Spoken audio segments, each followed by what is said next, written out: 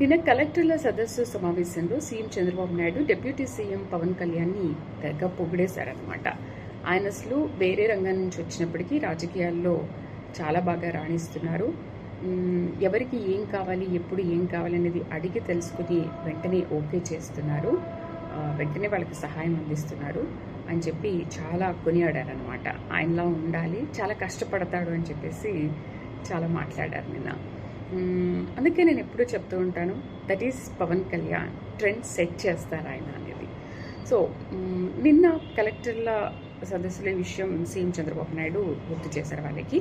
మొన్న కానిస్టేబుల్ నియామక పత్రం ఆ కార్యక్రమంలో, పత్రాలు అందజేత కార్యక్రమంలో ఒకరు మా ఊరికి అసలు రోడ్డు లేదు అని అంటే వెంటనే స్పందించి అప్పటికప్పుడు ఆ సమస్యను సాల్వ్ చేశారు, పరిష్కరించారు. 3 కోట్ల పైన మీకు రోడ్డు వేయిస్తానని చెప్పేసి వెంటనే ప్రభుత్వంతో మాట్లాడి విడుదల చేశారు. అందుకనే పవన్ కళ్యాణ్ని అందరూ మెచ్చుకోవడానికి రీజన్ అది.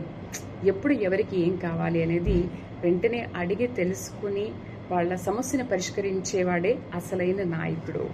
మొన్న స్కూల్లో మనం చెప్పాము, స్కూల్లో ల్యాప్టాప్లు, ఫర్నిచర్ లేదు అంటే స్కూల్కి కావాల్సినవి అందించారు. అండ్ గిరిజన తండాల్లో కూడా చాలామందికి రోడ్డు సౌకర్యాన్ని, డోలీ మూతల నుంచి విముక్తి లభించింది, వాళ్ళకు కూడా రోడ్డు సౌకర్యం కల్పించాడు.